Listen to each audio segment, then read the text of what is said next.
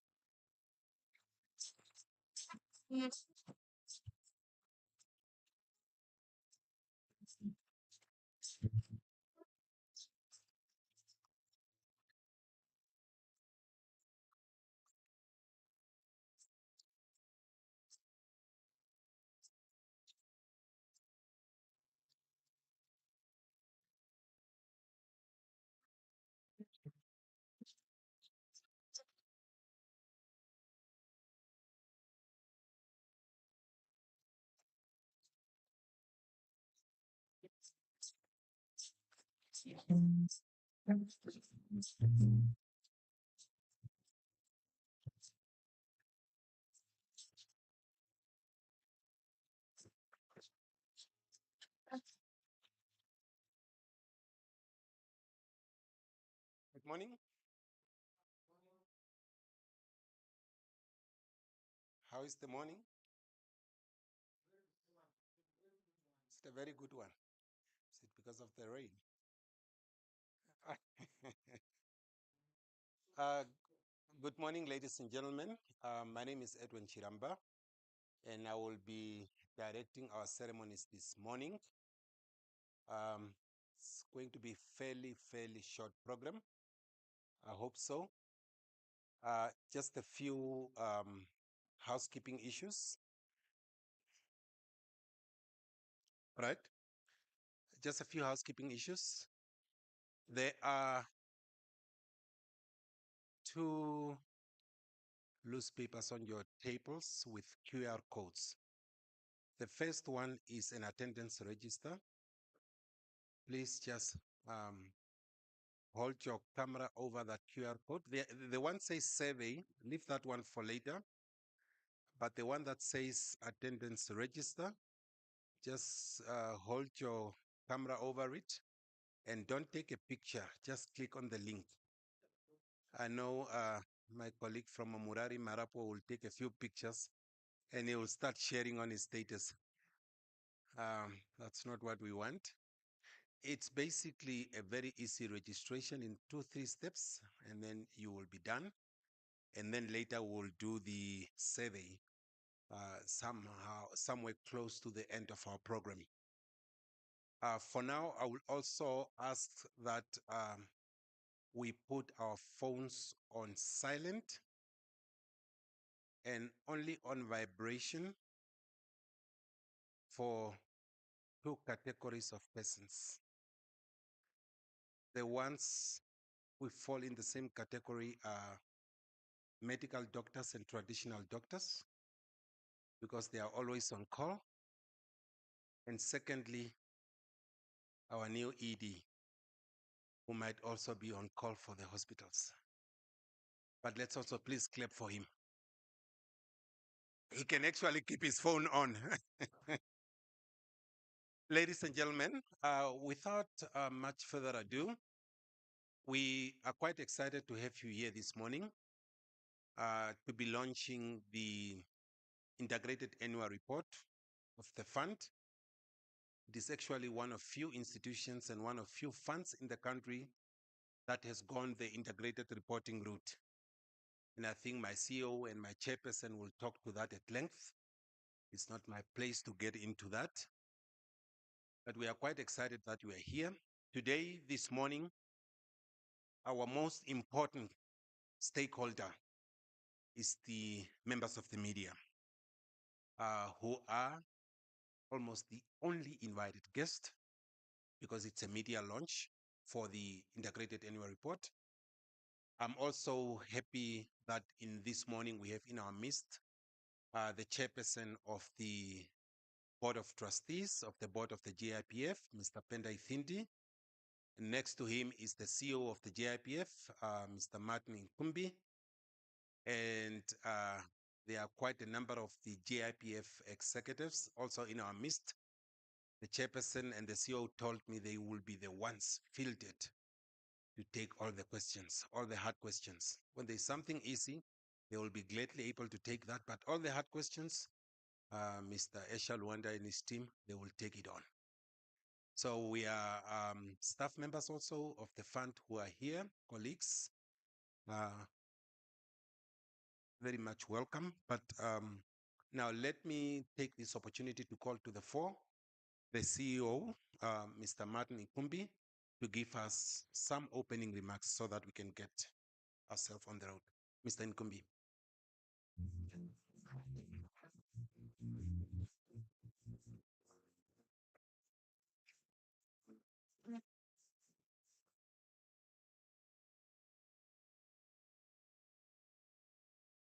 Thank you.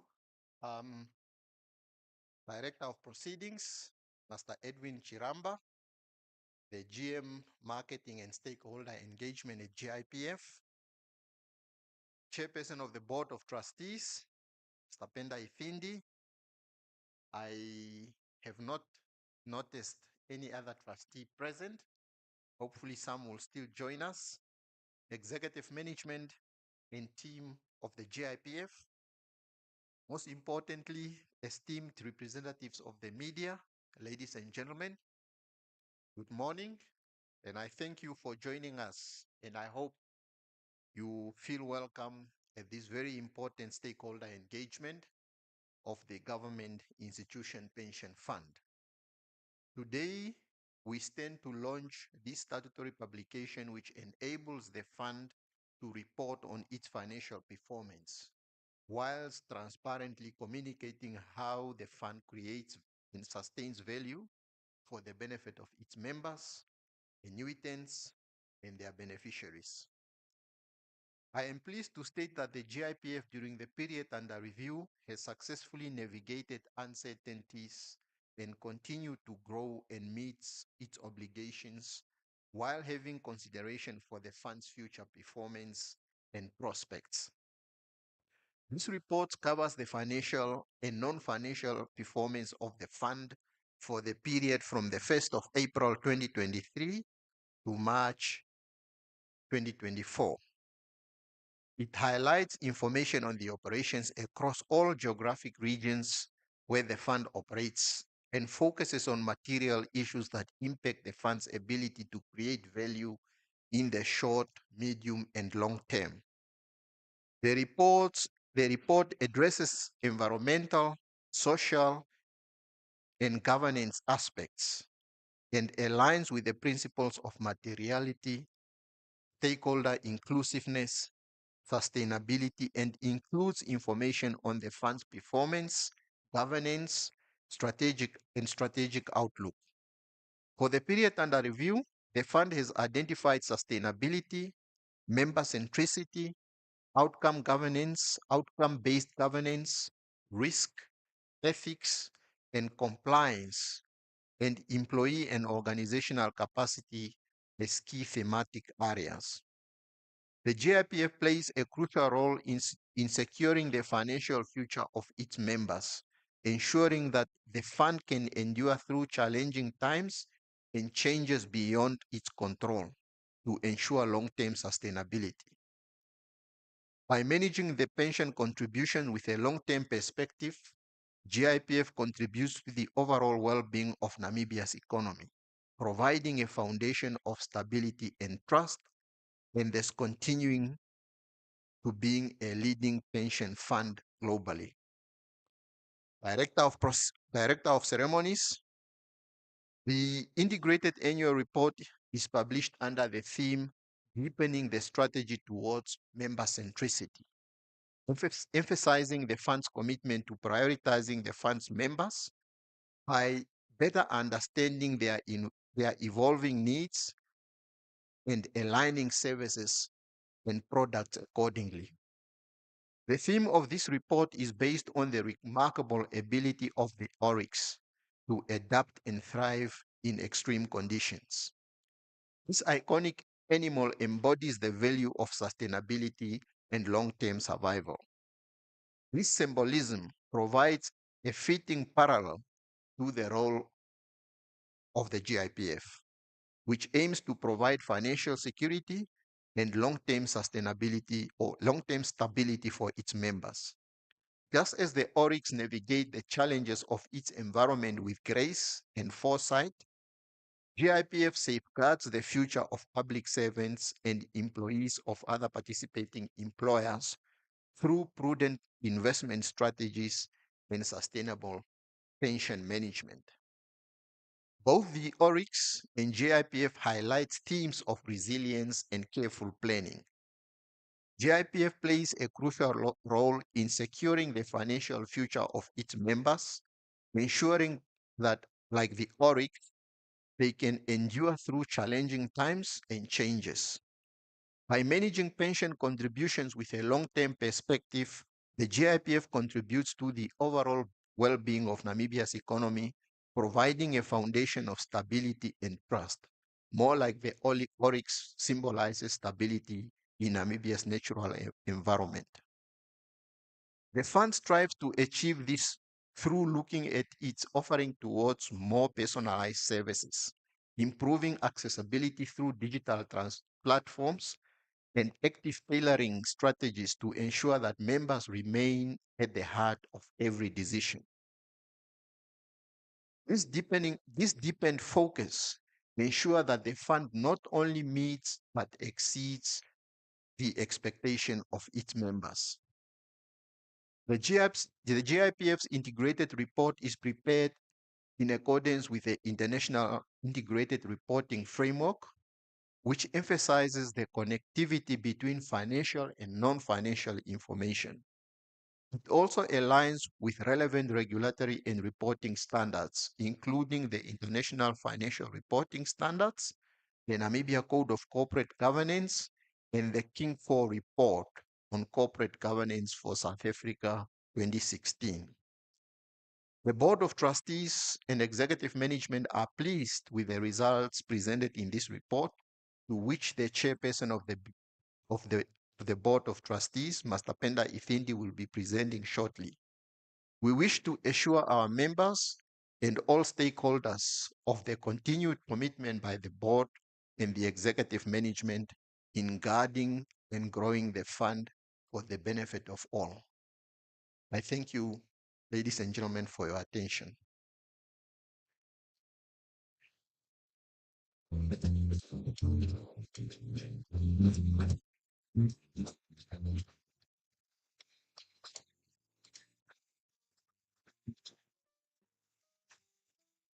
Let us give the CEO another round of applause, please. Um,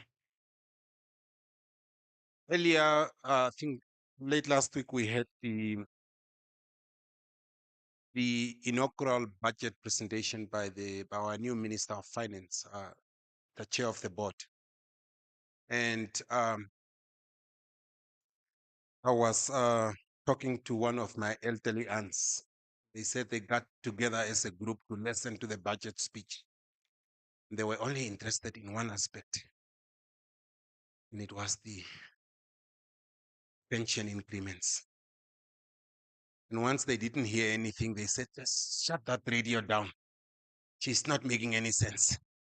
So they move on to doing washing and other things.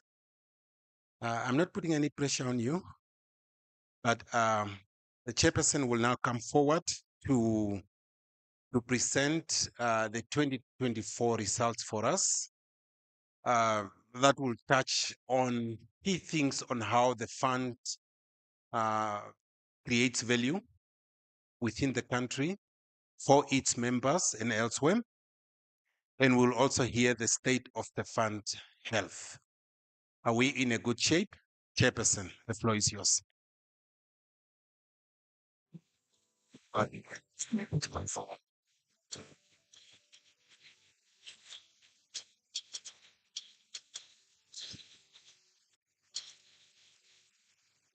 Thank you so much, Director of Ceremonies, for the good intro. Executives, the CEO, Mr. Inkumbi, GIPF executives, our stakeholders, dear stakeholders, members of the media fraternity, and everybody else joining us here or virtually. Good morning. Good. I trust who is helping me to run the slides. Very good. So he's multitasking. Director of Proceedings, he had the opportunity to nudge me about the availability of medicines in the country. So I invite him and all of you to now get your medical reports because you expect standards just equal to what? Private and even outpacing private medical provision. Aside that, thank you very much for the intro. It is always a pleasure, ladies and gentlemen, for me as chair of the board to present the results, to present the outcomes of the fund performance in a particular financial year. And in this regard, the financial year ending March 2024. I think in doing and launching the integrated report, we always, as a tradition, take a deep dive into these results, into the performance of the fund. And we do so with simplicity and explicitly so state in numbers so that the media fraternity would also help us to transmit the storyline and the value proposition that the GIPF adds to its membership and to the national economy. I'm trying to buy time for Mr. Shiramba to start running the slides. He claimed he would do so. I see none. Are we good to go, Edwin? Is the power blackout? Must I go back to power blackout issues? Yeah, let's just get the slides run, then we delve into that. So while that is happening, maybe let me just latch on the opening and the welcoming remarks by the CEO to say that we have taken a tradition, just like many corporate citizens, especially large entities as large as the government institutions fund, to produce not just a myopic, um, static report, but to present an integrated annual report that looks at the various dimensions of sustainable development. So we do not only produce, as you would find in the this series of print, only the financials and the weather is nice kind of reports, but we look really at the deeper aspects of other dimensions of sustainable development. So we look, for example, at the social development and the value add that the fund provides and makes in the national economy. We talk about our stakeholders without whom we cannot make the tangible contributions as reported. And we look as well at the environment and the reports on the environmental and social governance matters, because it's all these continuums that make up an integrated thinking and integrated approach to socio-economic development, sustainable development. Let's then take a deep dive into the results of the fund performance during the reporting period. And what we put out is to say that what you are looking at, and this is a year ago, you could actually say fast forward March 2025, what could be. So the fund assets, as at the report end of the reporting period, March 31st, 2024, the fund assets amounted to 167 billion Namibia dollars.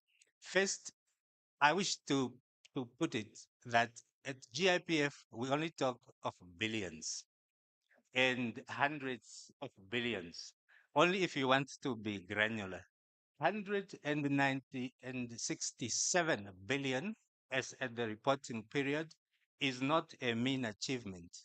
In relative terms, it is actually about 70%, 70.8% of GDP of the country. at the latest account of GDP as per national accounts and as per the budget books that the finance minister tabled, because Edwin made reference to the budget. That's not a mean fiat. It would actually say that if you compare or what GIPF could account for, if we are to look, the country is not for sale, right? But if we are to look to say that how much do we own in the relative wealth of the country, about 71% of GDP, that is GIPF. That contribution is split up, is made up of the various components. The lion's share is income from investments invested in the listed space, investment in the unlisted space. It's made up of direct investments, which we used to do then, and it's made up of assets that are managed internally by Treasury. Those are assets that Treasury instruments that we manage, plus also the Treasury bonds in which we invest in. Their contribution by statutory, by rules of the fund, do come from the employees, the pensionable salaries of employees, 7% of the pensionable salaries of employees that are members of the fund. It comes from 16% contribution that a member that is made by the participating employers. And we have about 44 participating employers that we have retained and we continue to retain. Of course, there is contribution by professional service providers that provide services to the fund. That is really in a nutshell at a glance. But go deeper, if one would wish to be granular, um, is also to indicate the profile of the fund membership that we are reflecting. Fund membership of about 100,000 employ- employees or members of the fund, mainly, of course, from the government sector, but also from those participating employers, either in the public enterprise space or the local subnational governments.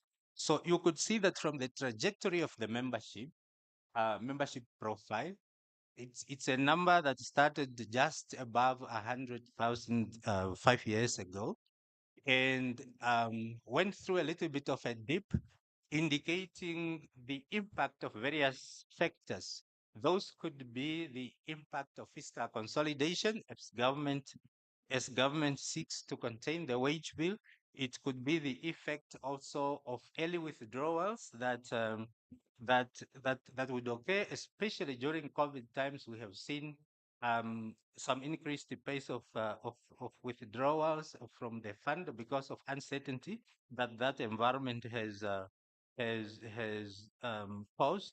But we also now see a pickup in terms of the fund membership to about the levels that we have seen years ago, 5 years ago, indicating also normalization within the public employment space. Madam Dax, most welcome trustee, veteran trustee of the fund and of GIPF. Most welcome as usual. You are here. Thank you very much. So we also indicate on in the right, um, uh, depending on how you look at it, the growth also in the fund investment performance. I have talked about the performance of the fund in terms of the contribution by the employees, by the members, 7%. I've talked about the contribution of 16% by the participating employee per member. But we also note that actually the biggest anchor in the growth of the fund asset is the return on investment, which if you could see, you could see by the reporting period amounted in that year alone to 18 billion Namibia dollars. I said we only talk about billions and the GIPF, and that is what I'm talking about. Um, of course, a number of factors are at play. It is a rebound in the markets. It is a rebound in certain segments of the market, but also base effects if you come from a low base. And that is what you get, which we anticipate that it could taper off and stabilize at historical levels. But you could see year on year the growth in the assets. I'm dwelling on this matter to indicate that you have a well invested asset classes for the fund. Maybe it could be better, not ruling out, but notice that in any year, for example, in the last financial year that we are reporting to, 13%, 13.2 growth, that beats very well our target. Our target on return on investment is inflation plus 5%. If you look at inflation of 5% for that year, add 5% markup, we still realize actually stellar growth in relation to that target. So it says a lot, therefore, to say that the investment strategy of the fund is delivering. In fact, in my presentation and the exposition in the next presentations, when we look at how much um, is the contribution income is meeting the benefits that are paid by the fund, you would notice that, and probably I should go there, you would notice that if we do not have stellar performance of investment returns, we may not be able year on year to meet the benefits that are required. We needed to have that return on investment to anchor the ability of the funds to meet the obligations. And that is really what we are reflecting there. So the fund investment returns, I have talked about it, 18 billion, and that's a growth actually from 7.7 the previous financial year. We talked about the benefit contribution ratio, and this is what I was referring to on my right here, to say that whenever a benefit contribution, this is the ratio of the benefits we pay out compared to the contributions that the members and the participating employers make. And whenever the ratio is in excess of 100%, it really means that we are actually paying out more benefits, or more benefits are demanded and claimed more as compared to the contributions that are made. And we are able to do that as a fund thanks to stellar return on investment that anchors our ability to be able to do so. The numbers set out, I think in the next slide, more or less just breaks it down to say that apart from the investment and income, we also, and the returns on investment, we also talk on the solvency of the fund, because the going concern of any fund, and especially for a defined benefit fund such as GIPF, but for any business entity for that matter, it's the bottom line that is important. It's the going concern of the important. I here illustrate and present to the public that you have a well-oiled fund, you have a solvent fund to the score of 115.5%, and that was in 2023 and is hovering more or less around the same level.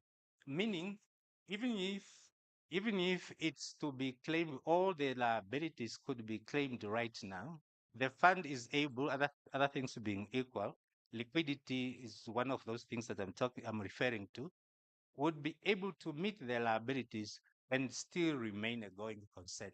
I think that score really, you would be mean if you don't claim anything. Oh, I'm boring. It's my sorry. Okay. Thank you very much. So you don't only have a fund that is growing, you don't have the investment strategy that is delivering, you also do have a solvent fund able to convincingly meet the needs of its membership. I talked about the benefit contribution ratio, just to indicate that, yes, if you look at the contributions that are received from the members, from the participating employers, in dark, what is that, green? Apparently men are colorblind, and the light blue, you could see that, yes, indeed, the contributions received in dark green, they are shaded by the contributions that they are shaded by the benefits that are paid out. And that's really what we're talking about, that the difference is anchored and supported by the returns on investment, and still the fund is able to make a surplus. Um, so number of benefits claims, that just shows the trajectory. That just shows the trajectory. The trajectory of the benefits claims per year.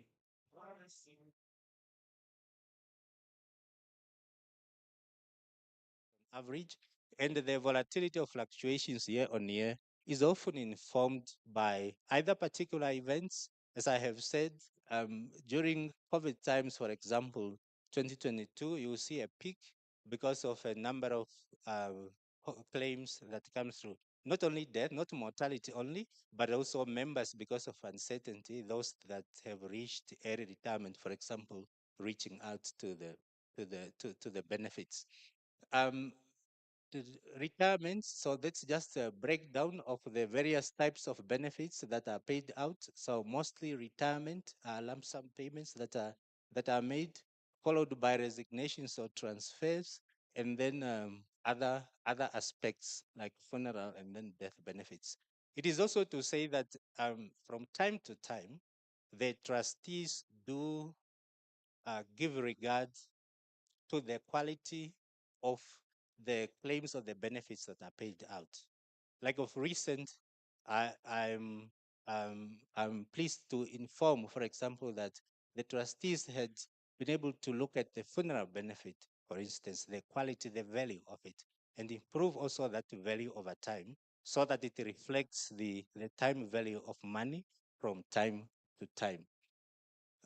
Next is the fund assets, asset classes, the growth in the asset, the growth trajectory in the asset of the fund year by year, the growth per asset or the category, the categorization of the classification of the assets by asset classes and also by region. Um, and that gives you sort of perspective. How diversified is the fund? Where are the fund assets mostly invested? In the first snapshot is just to indicate. I think we talked about the year-on-year growth in the fund, and the fluctuations from 7 to 25 to 9 or 3 or 11 really is influenced by market dynamics.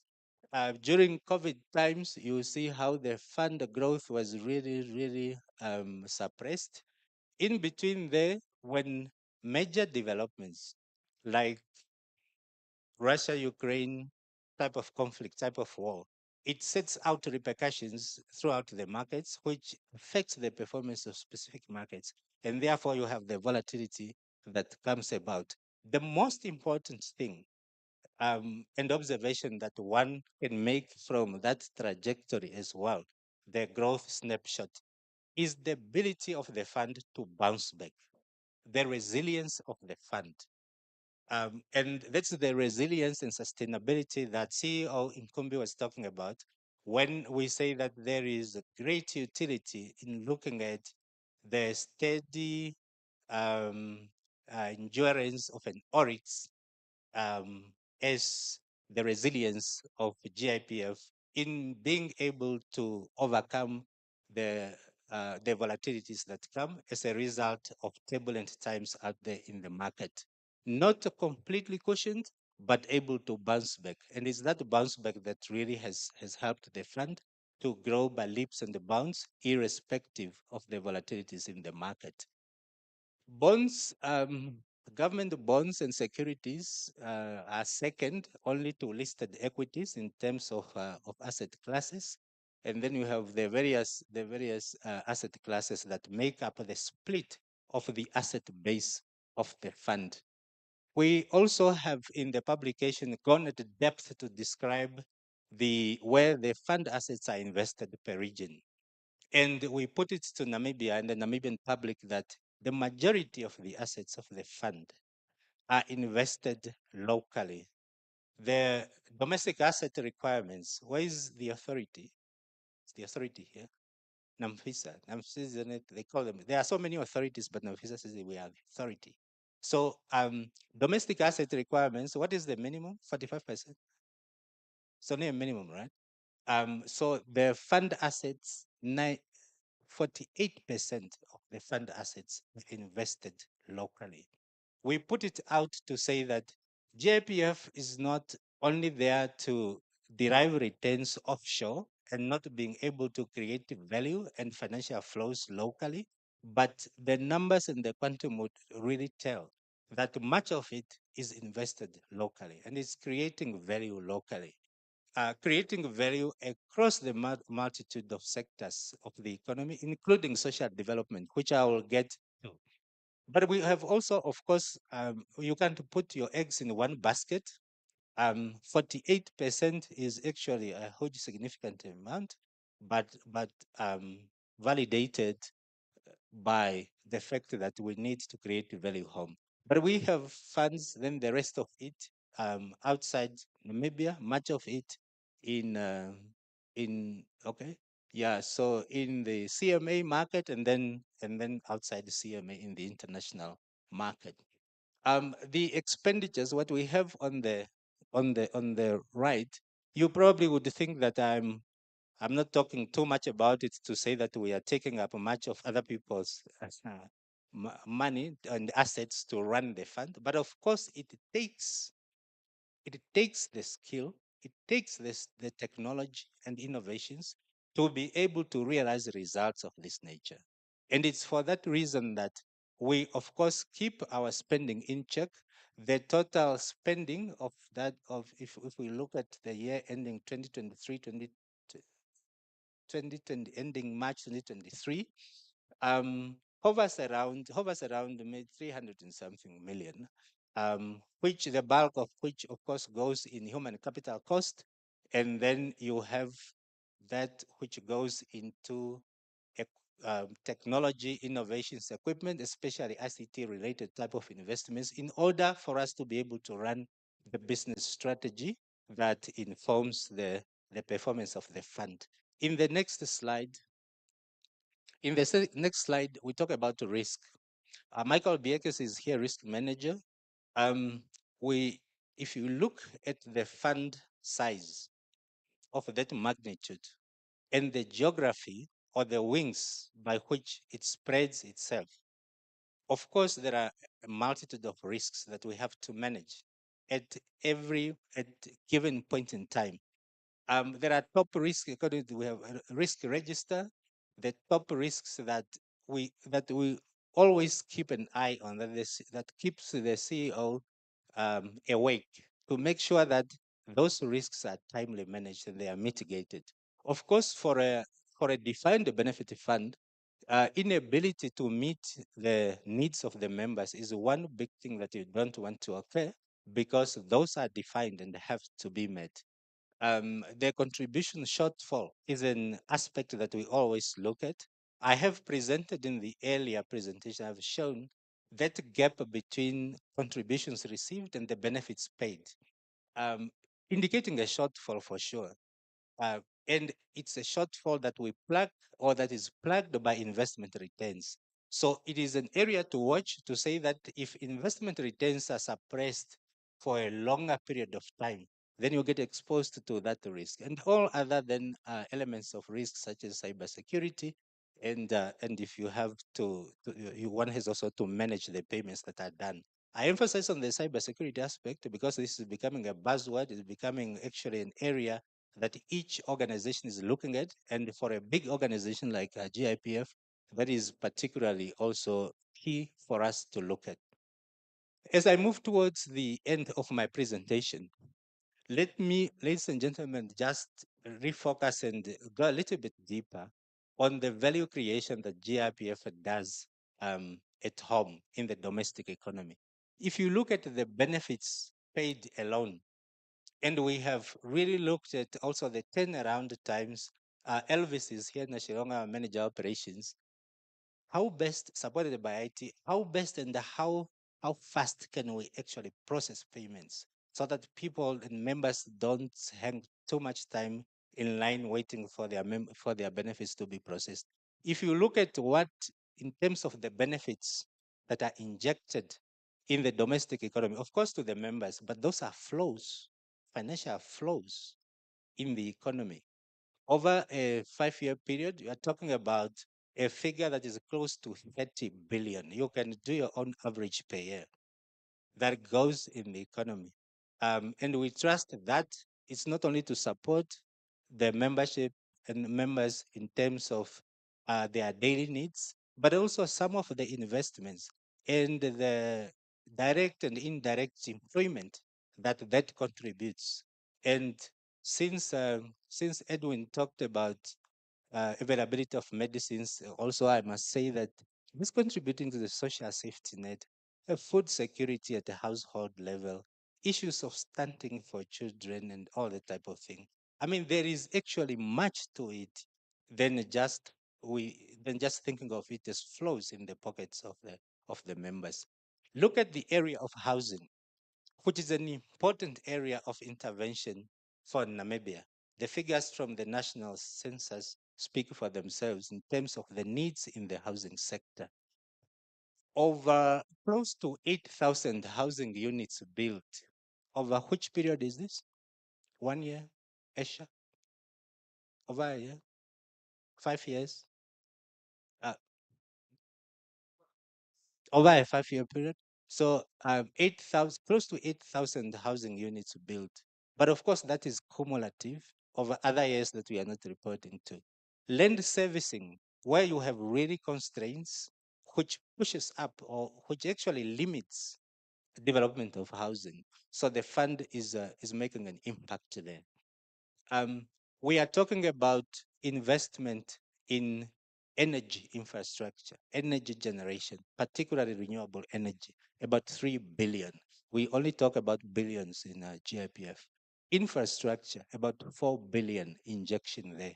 Don't worry, agriculture, this is just for this period, that kind of thing. The drought, the climate change type of thing. So you manage all these risks. But half a billion, if you like, that the fund is making for that period. Fast forward to the next slide. Yeah, social capital commitment. I think this is just then to look in granular terms, just to list it out. Social infrastructure, 300 million, affordable housing that we are referring to, close to 2 billion if you round it off. There's this thing of rounding up. It's a phrase that came the other year. So round it up, 2 billion affordable housing. Can you believe it? So health, yeah, I wish to see more.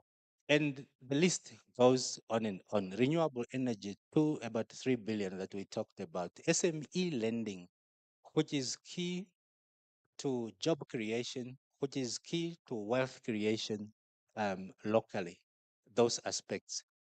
These investments are spread over geographic regions of the country.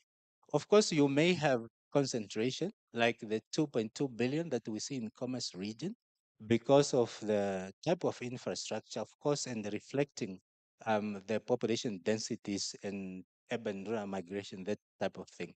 But you could see that no region is left out, unless my counting is not all right. The quantum may not be uniform across regions, and that reflects the fundamentals there. But we are able to demonstrate that the footprint of the fund in terms of the investment cuts across the geographic spans of the country. Um, so natural resources, okay, so we have said that, yes, we are reporting in an integrated manner.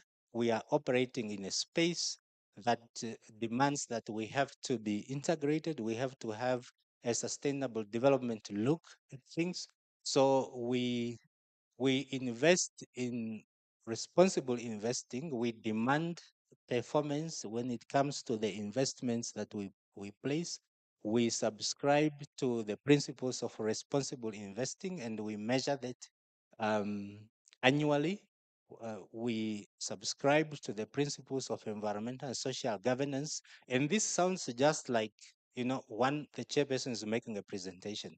But these are serious matters, because we actually, going forward in terms of our investment strategy, increasingly we are putting emphasis on those investment propositions, those investment projects that accord to best ESG practices.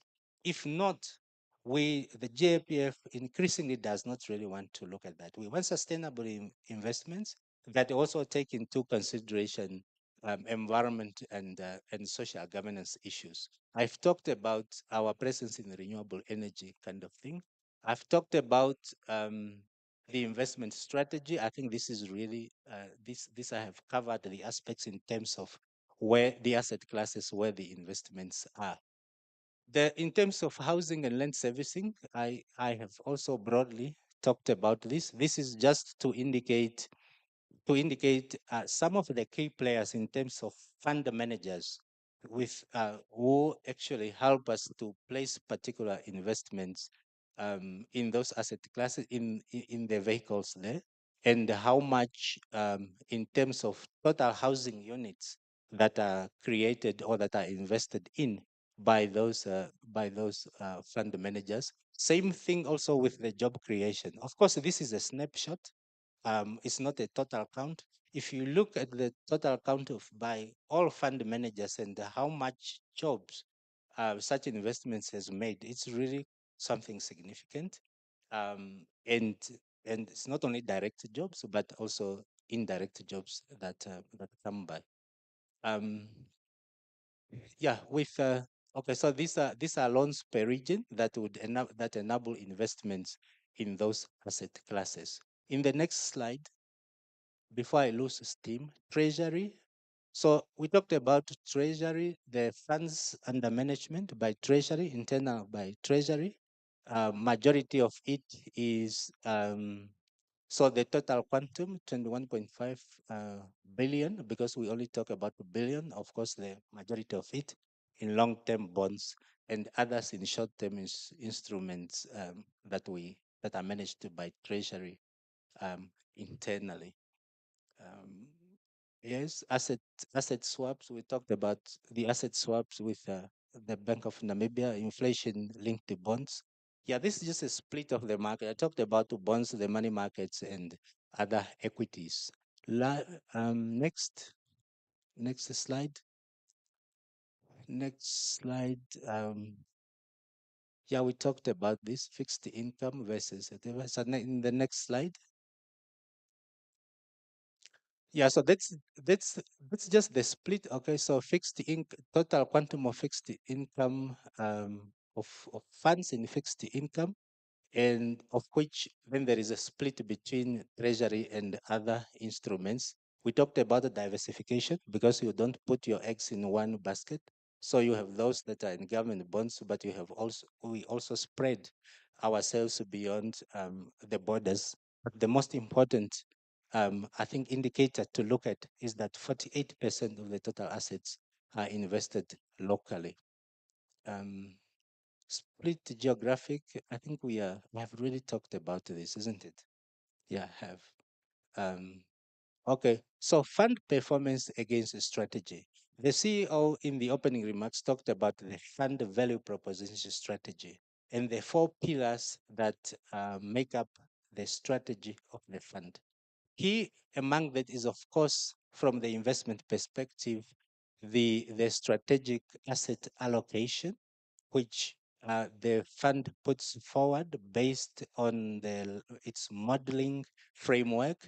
And as a fund, we have said that we want to maintain a closer alignment between the strategic asset allocation and the actual assets that are allocated according to that strategy. It is the alignment to the strategy which is linked to the performance of the fund, because we trustees spend a lot of time to say that how much of the assets can go in equities, how much could go in bonds, short and long, how much could go in unlisted investments and a split, and that combination, what returns does it generate? That's what I'm talking about. And you don't want to deviate much from that strategy because you want the strategy to deliver as the prediction and the modeling aspects. Next, performance against strategy. So we have said that, okay, so 85% in terms of responsible investing, so unlisted investments, there's a lot of talk about unlisted investments. Of course, one has got to take the risk in particular instruments in order to realize a return. We are saying that when we look at responsible investing, 85% of the unlisted investments we place, they are compliant with responsible investing requirements. 90% of the listed managers, they do comply. We have reached a rating of 4. 4-star is okay, probably relative to 5 stars, right? So ESG aspects I've talked about it. Stakeholder engagement is an important aspect of responsible investing because we have to engage the investor community. We have to engage the fund managers. And in terms of our plan this year, we would actually, we're also planning in June to have this fund manager engagements just to get to put through our value proposition, but also to get feedback from the market on how best to do this. Um, the next slide, asset diversification. Well, so Edwin likes this slide so much, even if we talk about it a lot. Yeah, but we are we are appreciably diversified, really broadly diversified, so that we also minimize the risks. This is the complexion of the fund assets and liabilities. The figures speak for themselves. We have really talked about the summaries of this. So it's the total fund value if you look at the bottom line, and the assets and liabilities composition thereof, and the growth of the fund. If you look at a 4-year or 5-year period by leaps and bounds, as I have said, 167 billion is in excess of 70% of the total worth of the GDP of Namibia. That's GIPF. The abridged financials, the details are in the integrated report. As we launch the report, of course, the report will be accessible to the public and the media. And we have virtually talked about it. So that is the Government Institutions Pension Fund in a particular year ending March 31st, 2024. Fast forward, if you remember, 167 billion. Fast forward, remember, that's a year back. There is just a year that ended before I got a job at Ministry of Health and Social Services. And there, if we unpack the numbers, which we will do in the coming year, you would realize that you are not talking about 167 billion. You will be talking figures in excess of 180 billion and racing to any nice even numbers that you can think of. Those are just not numbers on papers. It requires a strategy. It requires resources in terms of human capital, in terms of skills, tacit skills, soft skills. It requires skills management. You have a well-funded, well-managed fund before you. Thank you very much. You're still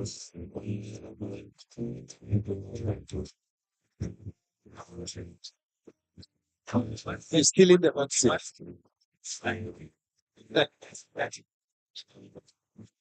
May I, at this point now, please invite our senior Memedax, senior trustee, and the CEO to join the chairperson on stage so that we can officially launch this report. Very good. Yeah, Are they so coming? Are they still coming? I think they are coming. Good. Yeah.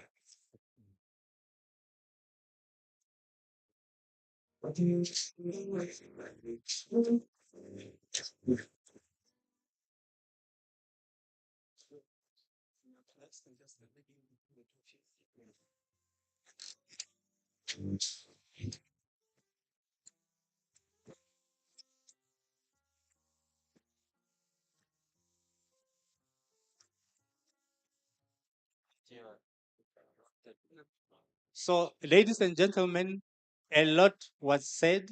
This is now doing. It is my pleasure on behalf of the Board of Trustees of the Government Institutions Pension Fund, on behalf of the GIPF family, it is my pleasure to launch the 2024 Integrated Annual Report of GIPF. Thank you very much, Omake. Thank you. Thank you. The report is now available to the public. It's available for distribution. It is on your fingertips. Please do take a deep dive in the details which we have not been able to bring forward in a short presentation for a big institution such as GIPF. The members of the fund are also encouraged, and the participating employers encouraged to take a deep dive in this rich report that is rich with information. Thank you very much. Photos for the media, the one that make headline news. Okay, I can follow. All right. Chairperson, you presented the report. I think you need to remain behind to take a few questions, which definitely the CEO and his executive team will also be able to assist in answering, should you ask them to do so. The copies of the report are now with you, and I will now hand over to members of the media to be able to ask questions, have any comments. If you have attentively listened to the report, if I could ask one of my colleagues to help me with the mic, because I see there is a hand at the back. What we'd like to do is just introduce yourself, your name and the media house you represent, and then you can ask your question. And then we can interact. Now it's a time to engage. Do you have another mic there? Okay, maybe we can use that mic. There was a question at the back.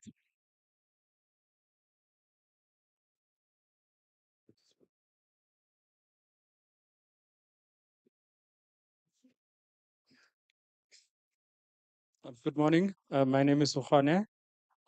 Just want to know, how is the fund preparing for the likely adoption of FEMA? And then secondly, we've witnessed in South Africa the two-tier pension system. How do you see this shaping member outcomes in Namibia? Thank you very much.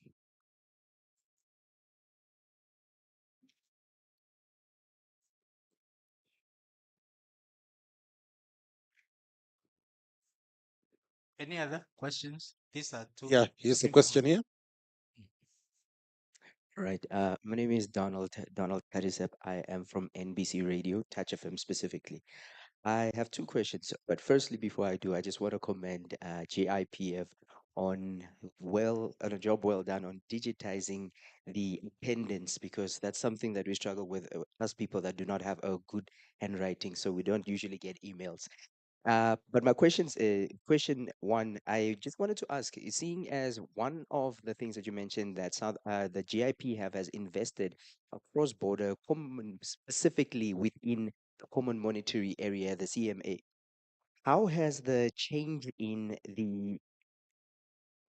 that had appeared last year in terms of the transfers affected this investment, if there are any if there is any way that it had affected investments? And also another thing that I would like to know is GIPF, seeing as we are dealing with hundreds of millions, are gonna have a scope of investment meeting with some Billions. billions, sorry. Yeah, we're gonna have a scope of investment meeting where GIPF dives into how these investments are done and what are the forecasting that GIPF does in terms of investing or before investing in a specific company or in a specific fund, that is. Thank you very much.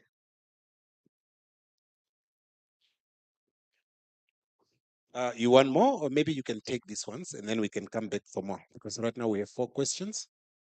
Okay, thank you. I thought the questions were quite simpler, but they are becoming complex.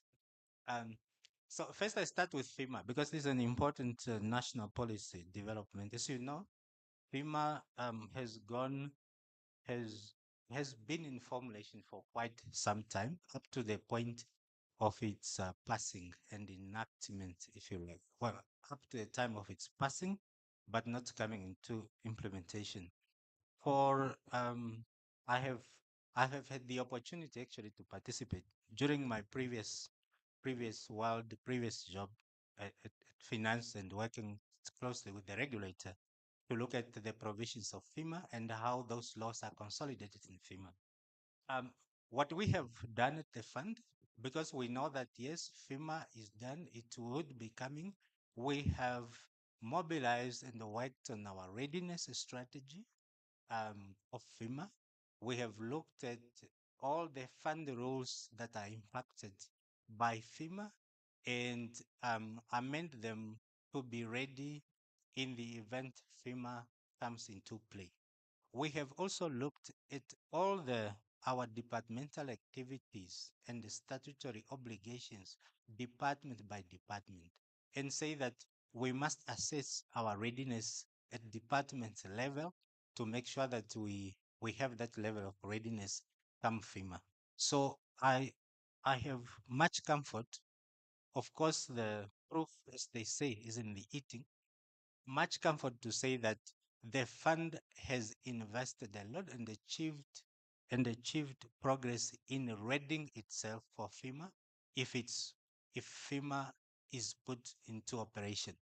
I must also state that, of course, in terms of the transition to having FEMA coming into operation, there is, of course, the transition period that would accompany FEMA getting into operation. In other words, it is not expected that the regulator would say, or the policymaker, that the FEMA is tomorrow as of tomorrow, the 2nd of April. But rather there is a transition period to say that in this number of months, FEMA will come into operation, and by and large, the fund is really, really ready.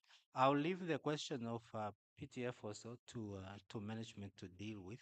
But I want to come to our friend from NBC Radio about digitizing. Yes, for sure. I invite you to visit the fund for NBC to take some lessons from our digit digitalization exercise and gains that we have made. Yes, indeed, it is a strategy that we have adopted, and for the type of business that we have, it is important that we increasingly digitize our services and make it easier for our members also to access and for us to run the business strategy. Now, the transfers, whether they affect how they affected. Okay, so we have seen the quantum of the transfers, um, averaging what? You mean transfers from the fund, away from the fund, or transfers to, oh, within the common monetary area? Okay. So, yeah, the common monetary area, the quantum is not too big. So we have the majority of the funds are local. I think next is, not I think, as per present, the information we have is international and then the common monetary area. The common monetary area is mainly the South African market, so which uh, which mimics or closely integrated with ourselves. So in terms of the returns, therefore, in the common monetary area, which is predominantly really South Africa and not much other than South Africa. So it mimics the returns that we realize domestically. So we haven't really seen significant dent in terms of performance from there. So policy, as you know, policy issues, because the South African economy, of course, is an anchor in the common monetary area to a large extent. Of course, if you have policy developments and policy pronouncements in the neighboring economy may affect the market performance over time before they stabilize. So not a huge dent. The dent that we have realized largely and what we have shown in year-on-year growth in the returns from investment. It's largely because of shocks from the international market rather than the common monetary area, including Namibia. So it's those shocks that, of course, COVID impact were everywhere. But of course, in the predominant markets where we play, especially in the international market, that's where much of the shocks are originated and then they're transmitted through the market channels. Um, how investments are placed. We have, I don't know to what detail the report has gone, but I trust there must be a section that talks about the investments and what factors that are taken into consideration. But broadly speaking, it is the fund investment strategy, investment policy that is at play. So the investments are done in accordance with the fund investment policy. And out of the investment policy, there is then the fund investment strategy, at the center of which is the strategic asset allocations, which I talked about. So you look at the mix of the assets that can optimize return on investment. That's the strategy. And you try to stick to it.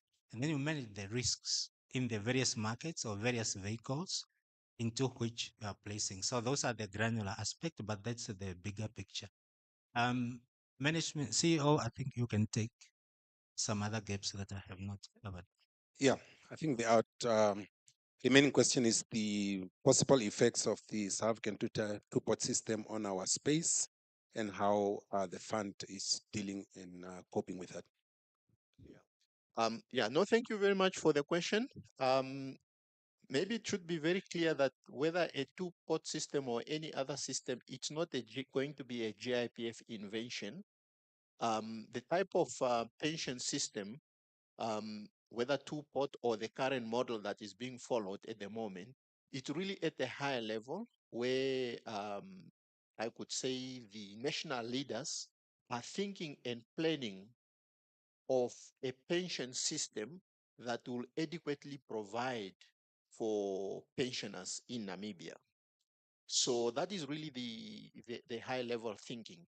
Now, once that is introduced, assuming, for example, that this two-pot system was going to be adopted in Namibia, it will apply to GIPF as a pension fund as it will apply to any other pension fund. And we will simply then have to follow that model. So I hope that will answer the question in terms of the two-pot system. And I'm simply saying it will apply to GIPF as it will apply to any other that will have to then follow that. I think that is the issue of FEMA has been addressed by the chairperson, that we, again, more or less in the same way, it's if it becomes then an effective national law, GIPF as a pension fund simply have to follow the provision and regulations of FEMA. The only thing, what as the chairperson says, we have continuously studied the bill. We have identified where we need to make changes within our organization to be able to comply with FEMA. And the moment it is a law and we have to apply, we will simply then activate ourselves or the plans that we have put in place to be able to comply. So our understanding is that there will be a 12-month window period for everybody then to start preparing themselves to apply. So it's not something that concern us in terms of ability to comply. We will be ready to comply. I think lastly, there was one question around the common monetary area and the transfer of funds and whether that will have an impact on the investment of the fund. They wouldn't. Those change are simply um, exchange regulations, or rather transfer of funds regulations, processes that one need to follow when you are transferring one money from one jurisdiction to another within the common monetary area. In the past, you could simply transfer freely, but obviously there was a request that there need to be some kind of checks and balances to simply make sure that the authorities are able to trace the source and the origin of funds. It's basically simply to combat illicit movement of funds. But in terms of whether it will have got an impact on our investment, no. You will still follow the same process. You simply follow a process to transfer your money to make investments in the common monetary area as you would want to. And you will still be able to repatriate your capital following the same process as well. Simply apply where are you moving your money and where are you moving it to and who's moving the money. Nothing more to that, really. I think lastly, there was also a question on how does GIPF, really the gist of the question from the gentleman from NBC is how does GIPF carry out investment appraisal? That's what I took out of that. The chairperson has explained that firstly, we are guided by an investment strategy. We are guided by an investment policy. That's at a policy level. Now, at a practical level, as you know, GIPF primarily make two types of investments in listed instruments and unlisted investments. Of course, the chairperson has also indicated that there is fixed income portfolio that is managed by GIPF itself directly in-house. Now, GIPF is a pension fund. It's not an investment house. So we typically do not have the critical investment appraisal and decision and monitoring skills in-house. Hence, you know, and the chairperson has shown GIPF works with investment and fund managers who are given mandates, allocated funds to invest them either in listed instruments or unlisted. And those are the entities that have got the technical expertise in terms of doing due diligence, making investment decisions, monitoring the investments, and also repatriating. So many pension funds use that model. A pension fund is a pension fund. Investment houses are investment houses, and they are our partners in delivering investments. I hope that gives some clarity on that question as well. Thank you. Thank you very much, CEO, for the enhancements. Last but not least, Hello, morning. My name is Stephen Aloni from the Namibia Energy and Water Focus. I look at contributions of 4.8 billion versus 6.3 billion disbursement. That is a significant reduction of about 1.5 billion. What is the cause of that reduction, and what is the trend if you compare it to the previous years? And what are you doing to mitigate this kind of fluctuations? Should it continue going forward? And then you look at, if you look at South Africa, is one of our greatest investment destination. The geopolitics between the US and South Africa is likely to impact South African economy, especially when you look at the AGOA, which is now on the line.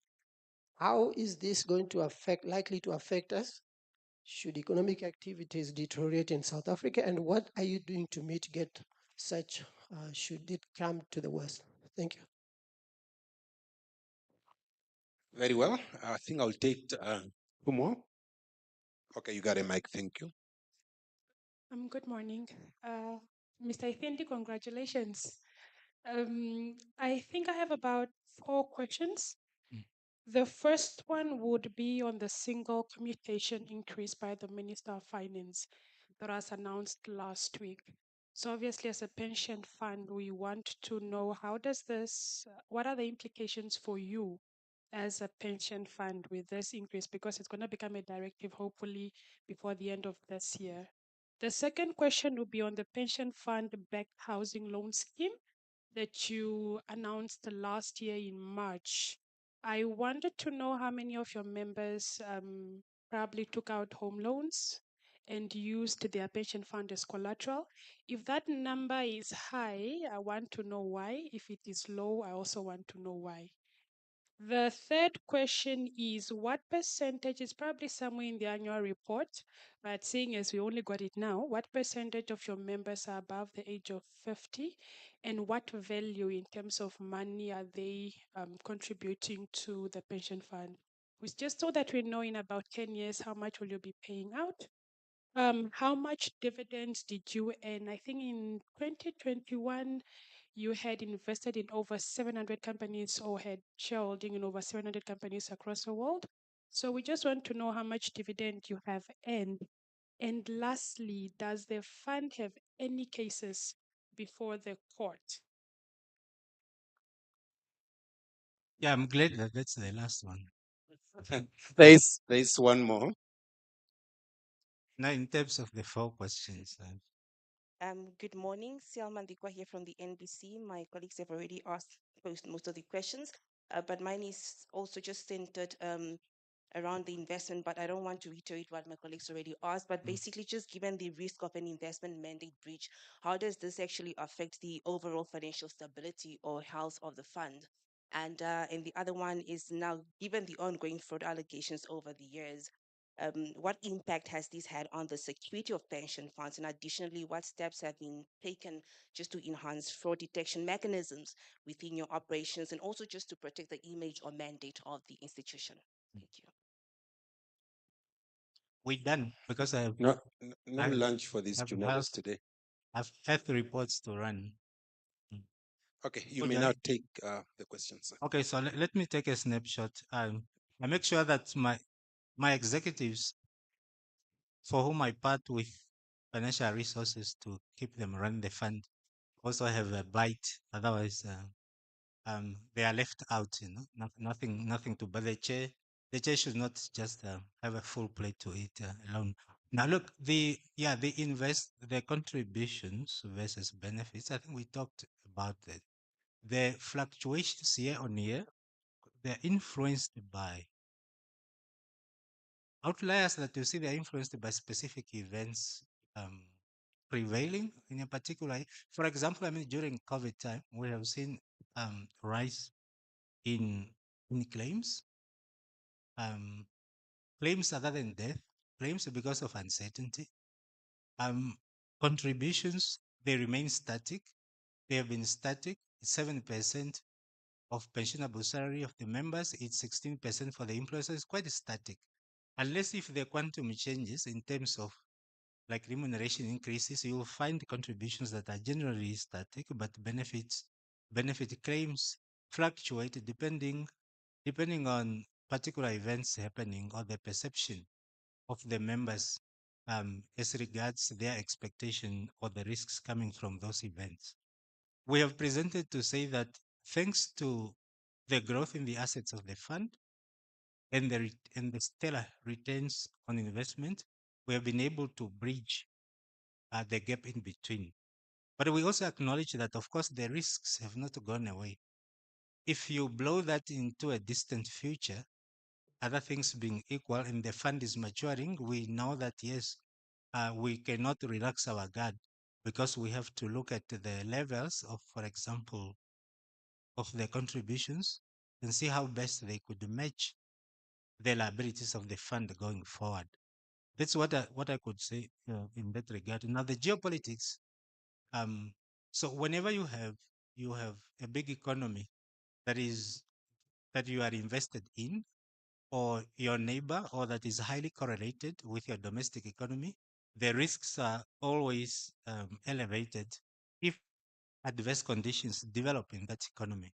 Yes, and the one aspect that we have seen with the South African economy, for example, is the currency, the rand, highly volatile.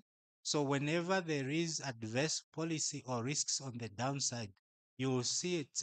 You will see the effects of how the currency actually plummets due to those changes, plus the overall returns on the assets. Yes, um, whenever there is policy like what we see between South Africa and the US, and the responsiveness in terms of then fundamentals in the South African economy, yes, you would likely to see a dent in the performance of certain asset classes during a certain period of time before they peter out.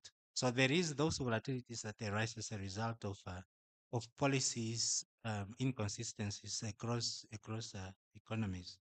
What could also talk about? Okay, so investment bridges.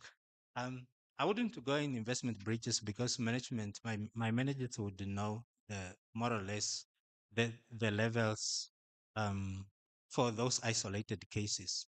But I think the most important aspect that we have to celebrate, and this comes from empirical or historical evidence, is that the GIPF has been and remains an anchor of financial stability in the economy to a large extent, irrespective of some uh, maybe isolated cases, which I don't want to play down, but significantly so.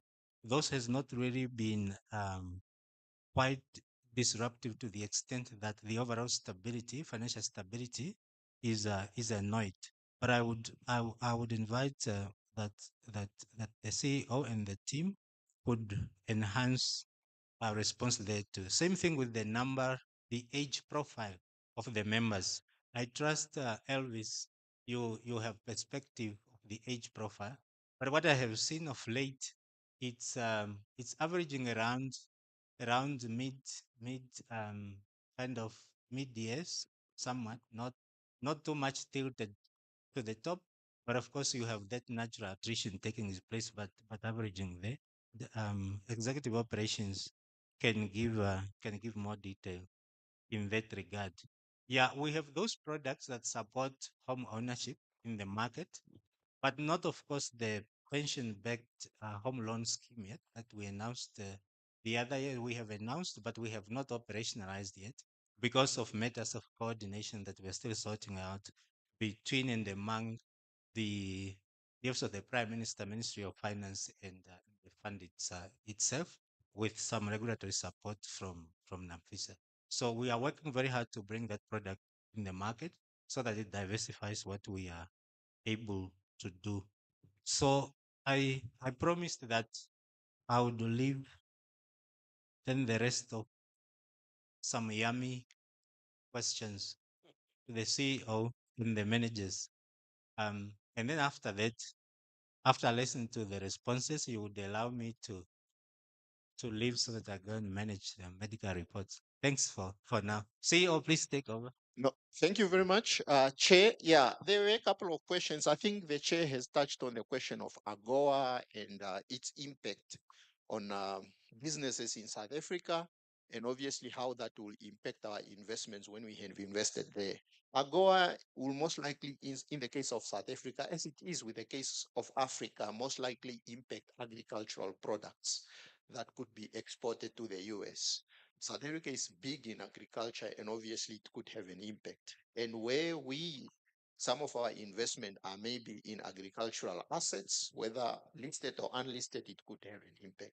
How that is managed, that's obviously, I earlier indicated that we work through investment managers that are expert investors that are continuously looking at current investments and future developments in the value of those investments. It's an ongoing process. I mean, the ground is shifting continuously. And as an investor, you are continuously looking at what's happening to your investment, what's expected, and you move from one investment to another. So that's a daily activity for whoever is managing investments. That's maybe hopefully just to say, to answer that it's not only AGOA, there are so many other dynamics that are impacting investments. And then as an investment manager, you need to have your fingers on the pulse and move from one investment to another, depending on your expectations. The chair also touched on the pension-backed home loan scheme. It's very topical. We are inundated with queries on that. The chair did allude that there is engagement with various stakeholders. We have not completely dotted all the lines. And once that is done, hopefully soon, that could be a product that is launched, and members could hopefully access funding from the fund for construction or acquisition of homes. I want to go to the other few things that were raised, maybe a little bit very sort of detailed questions around percentage of members who are over 50. Yes, we do have those statistics, maybe not at the fingertips now for us to tell you how many thousand it is, but we probably could provide that. There were questions relating to that.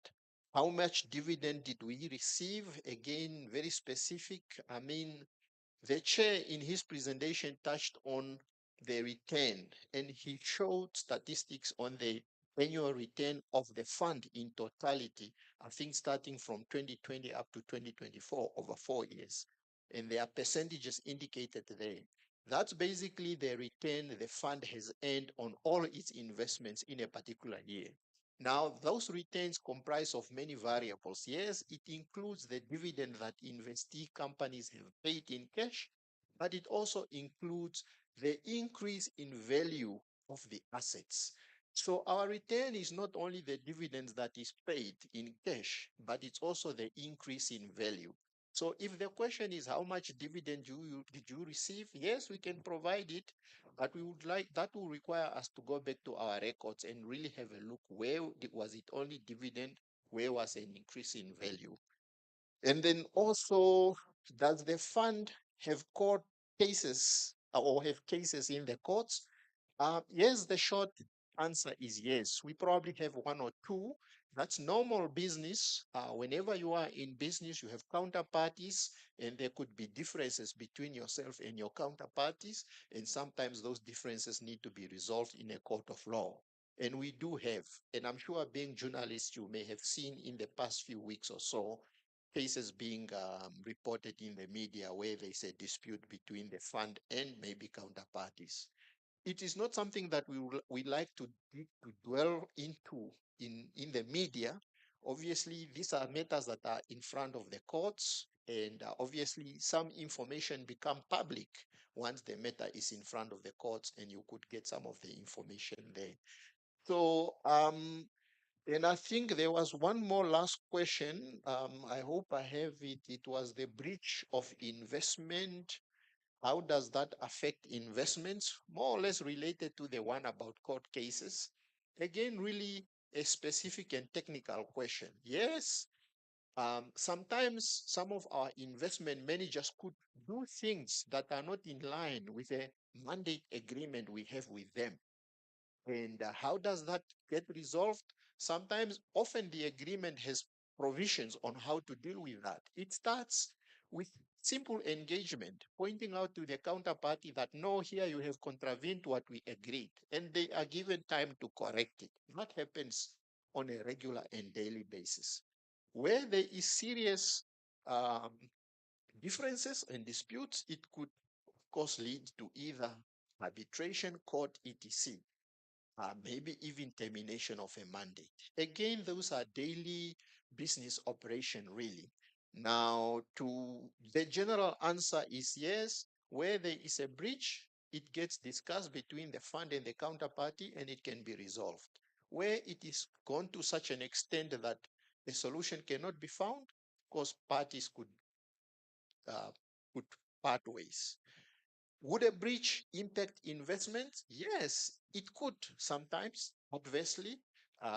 If it's a wrong investment made, maybe it could have, but that get corrected. So really the answer to that question is this is an operational matter that gets dealt with on a regular basis through various mechanisms, if I can put it that way.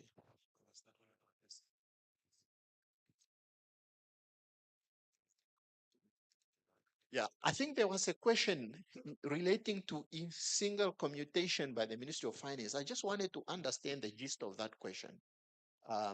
Who asked that question and what does that relate to? If you could just assist. In her budget speech, the minister said that they will increase, members will now be able to withdraw, I think, 375,000, contrary to the 50,000 that were allowed to prior at the time. So, yes, that's what she said. Yes, at a single time. So instead of 50,000, it has now increased to 375. At least that's how she framed it. If I'm correct? Yes. So okay, this is, okay, he will All right. Yeah, my colleague here will answer. Thank you, CEO. Basically, what will happen is this. At the moment, the law provides that when a member goes on retirement, 1/3 you can access as lump sum, 2/3 you have to park that to make provision for pension in the future. Now, once you do that split and you calculate, if the amount is less than 50,000, then there is no need for you to buy pension into the future. You can get that 50,000 on the spot, like in lump sum, you take it home. Now, what the minister then proposed is that that 50,000 will then be increased to 375,000. So once again, you do the split, you calculate.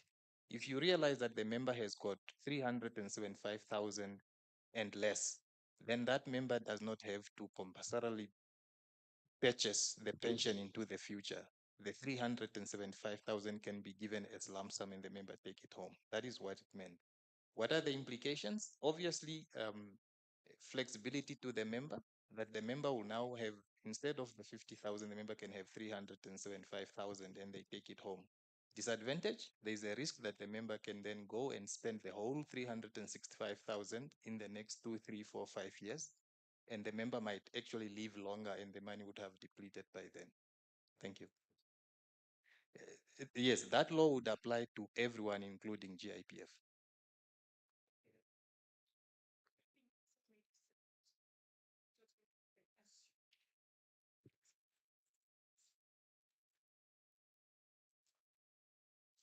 Okay. If you look at what the chairperson of the board was indicating there, that we do plan for these events going into the future. Remember, the member has been contributing to the fund, so the member has built up certain capital, and we have already factored that in. So we owe this money to the member. We just have to plan that. Obviously, it will affect our cash flow. Instead of giving this member 50,000, we now may owe this member 375,000 on the spot. So we just have to rearrange to make sure that we've got enough cash flow to accommodate that change. Thank you. Thank you, Melky. Master Upindi is our Chief Legal and Compliance Officer. So he's well versed in the matter of um, the law around pension fund. Maybe just to add on to his last comment on what's the impact of bigger withdrawal to the pension fund, it basically, you could say theoretically, it could shrink the total fund because more money is going out. But it's not a significant risk to either GIPF or any pension fund. It's very similar to the question of the funding gap that the chairperson talked about. Contribution coming in and benefit being paid out. And he showed that the fund has been paying out more benefits than contribution coming from the members and the employers. However, the difference or the gap has been covered by the investment returns, which have been earning very good return. Cover the difference and even leave a portion for more investments. That issue of the funding gap is many times misunderstood, that it could actually lead to a collapse of a pension fund or not. It won't. It could lead to a closing of the fund, but the members will all have received their benefits. So that is really what it is. It could lead to a shrinkage. And I do give an example of a pension fund of a mining company. The mining company has closed. It doesn't have any employees anymore. I mean, contributors anymore. It has only members who are in retirement at home and they are drawing their pension. For as long as that pension fund is able to pay benefit until the last member dies, it has done its job. What it was created for is to provide for pension for members until the very last member. So that is what it is. I want to conclude by saying that please, maybe what you could do, I always like to provide answers in writing so that there is really clarity in our responses to your questions. I invite you, if you have questions, just to complement your write-ups, please forward them to our corporate comms. Between myself and our exec, we provide detailed answers so that there is an alignment. Sometimes things get lost in translation. That is my experience. I want to emphasize that we will do our best to respond soonest so that you have clear answers. There is something that my colleague here, our GM operations, would like maybe to add. Yeah, maybe before you give him the floor, we have also have had quite a good following because we were live streaming. So there is a question on our live stream from Andrew Sharp Nambala. I know it has been attended to in some way, but I would like you to respond to it as well, Elvis. Good day, GIPF. Can one now get a portion of a percentage from his or her pension? And how far with a proposal? Repeat that. Can one now get a portion of a percentage from his or her pension? And how far with a proposal now? Oh, okay. Pension back. Thank you very much. I will attempt to provide more details on the statistics around the membership of the fund. There was a specific questions regarding the average years of our membership. I wish to highlight that GIPF as a pension fund have over 106 active members. And of that, 41 of half, almost like half of that, or the average age of of that membership is 41 years. And you ask what that contribution amounts to. The chairperson has spoken about what we bring in total membership. That statistic is not available now, but we can calculate. You could see the difference between what is contributed and what is paid in benefit. And I must also add that in terms of the formula, the formula actually make provision for the number of years that the person is contributing. So it's not a risk, as the CEO has explained. You get paid in terms of the period of service that you have spent in the fund. So the average years in terms of our membership is 41 years of age. I just wanted to add that. The question that has come from live streaming as regard to the withdrawal of a portion from a pension fund, I want to assume that the listener is talking about the pension-backed home loan, and that together with the Office of the Prime Minister, we are still working out some finer details, and hopefully we will be able to provide some details. We're waiting for the Office of the Prime Minister to give us some feedback. That is not ready yet, but I want to believe that we are about to make some announcement. Thank you. Thank you very much. Ladies and gentlemen, we have now come to the end of our official program. In his absence, I would first like to thank our chairperson of the board, Mr. Ithindi, for that thought-provoking presentation he shared with us, and also Meme Dax, our senior trustee, who also always graces us with your presence. CEO and team, thank you very much. I would like to